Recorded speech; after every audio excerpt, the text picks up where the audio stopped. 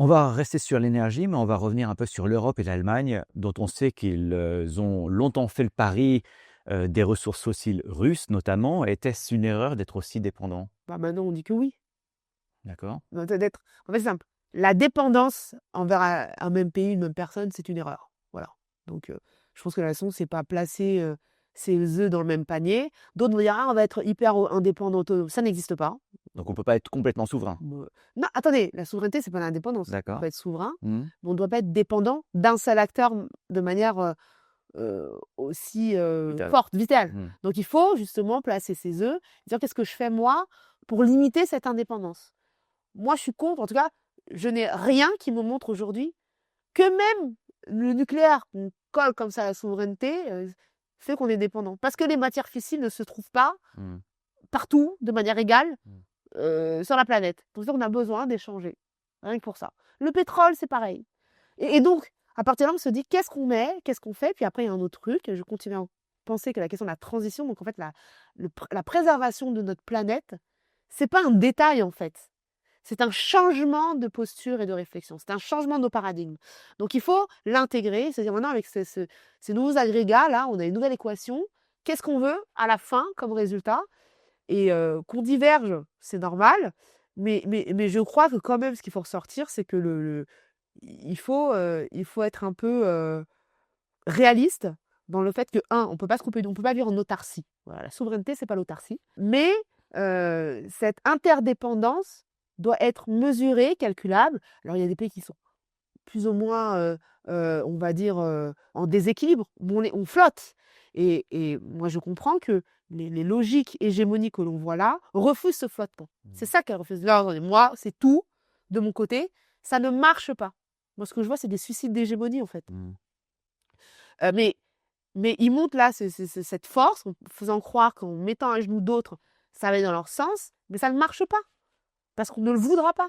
Et je crois que l'intelligence de l'Europe, cette expérience, cette expertise, c'est de trouver communément qu'est-ce qu'on fait pour être souverain ensemble et que dans cette mosaïque des 27 pays, on respecte ça. Donc oui, je pense que déjà, sur les logiques d'armement, c'est des industries, en fait, on doit fabriquer et acheter européen. Ça doit être la norme, en fait.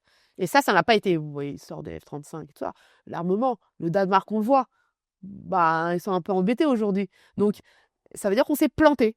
On va revenir juste à l'énergie et je voudrais parler des sanctions européennes parce qu'on sait combien les prix de l'énergie peuvent avoir un impact positif ou Oui. négatif sur la désindustrialisation qu'on a vu s'accélérer notamment en Europe et particulièrement dans mon pays en Allemagne. Est-ce que vous pensez que ces sanctions européennes sur l'importation des énergies fossiles russes étaient pertinentes? Alors, votre question, elle est liée à un contexte. Mhm. Parce qu'en fait, la dépendance énergétique russe, on l'avait avant, Ouais. on a décidé de la poser depuis la question ukrainienne. Donc, ce n'est pas une question énergétique qui s'est posée, c'est une question de posture russe vis-à-vis de l'Europe sur des questions sécuritaires. On a décidé que la Russie étant directement en agression vis-à-vis de l'Europe, on va couper tout lien. Mais on n'a pas coupé la question de la dépendance, puisqu'en fait, on a les Américains derrière. Donc, Le gage de schiste on s'est on a coupé de la déplacé. dépendance de Voilà. quelque chose, on a déplacé, ok, Et la donc, dépendance vers une autre. et Donc, on n'a pas résolu le problème, en fait. non, mais ça pose la question de la transition. Mm. Et en fait, la transition n'a de sens que si on sait ce vers quoi. Et c'est là, en fait, j'ai pas la réponse parce qu'en Europe, et c'est très bien, vous connaissez très bien l'Allemagne, on a un vrai sujet, nous, Français, pas que, en tout cas, si je dois mettre comme ça des icônes, la France et l'Allemagne, sur les questions de trajectoire économique et industrielle, on n'est pas d'accord. Mm. Ce désaccord fait du mal à l'Europe. Moi, ça, c'est ma position. Il faut qu'on trouve. Alors, et ça veut dire qu'à un moment donné, combien de temps ça va durer, ce désaccord? Combien de temps on va le tenir? Parce qu'on ne peut pas tenir ça longtemps. Donc, je Mm. pense que la clé, elle est, en tout cas, une partie des clés, hein, se trouve dans la capacité franco-allemande à trouver une solution. Et je dis ça, je sais qu'il y aura de vos auditeurs qui disent, mais attends, les Allemands, on ne peut pas travailler avec eux, et puis d'autres, oh, les Français, on ne peut pas travailler avec eux, c'est impossible, il faut laisser tomber. Mm. Peut-être, mais il faut l'assumer. Mm. Parce qu'en fait, on sclérose comme ça des perspectives et on n'est pas clair, on est dans des espaces où c'est une espèce c'est la souris qui accouche d'une montagne. Oui, on va boycotter. Oui. Mais en fait, à la fin, c'est des trucs timides dont on ne comprend pas le sens. Et je crois qu'on triche comme ça je vais pas dire nos convictions, mais avec nos objectifs, sans régler le problème. Moi, j'espère qu'on trouve une solution, mais peut-être que l'histoire dira autre chose. Mm. Enfin, une solution commune avec l'Allemagne, où en fait les deux parties vont devoir un peu rogner, comme ça, c'est difficile pour les deux, au sens où en fait c'est pas possible. Et je pense qu'il faut, voilà, moi je fais partie de ceux qui disent, voilà, quand c'est pas possible, il faut trancher, il faut arrêter et dire que peut-être, bah, chacun de son côté, mais on met comme ça des zones de non-guerre, comme ça, des pactes de paix. Mais là, je trouve que ça ne marche pas. Et il faut lever le sujet. Et les réponses sont dans notre histoire. Notre histoire avec l'Allemagne, finalement, on a réglé la question sécuritaire, peut-être pas la question idéologique de ce que ces deux nations projettent l'une vis-à-vis de l'autre. Et la solution est là. Il faut faire preuve d'honnêteté. Mais en tout cas, moi, je constate que les deux dirigeants essayent. Et ça, c'est un bon signe. Donc, je me raccroche à ça en me disant que donc, il y a des solutions. Il faut que les administrations suivent.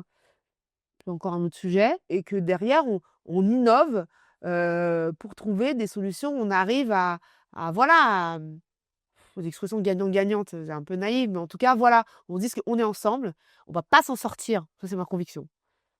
Si on se fait la tête en étant des adversaires, c'est ensemble. Voilà, on a le droit de pas s'apprécier. Bon, c'est pas grave. Mais on va trouver. Et je pense que pour répondre à la question énergétique, c'est ça. C'est la question de quelle indépendance et quelle souveraineté pour l'Europe.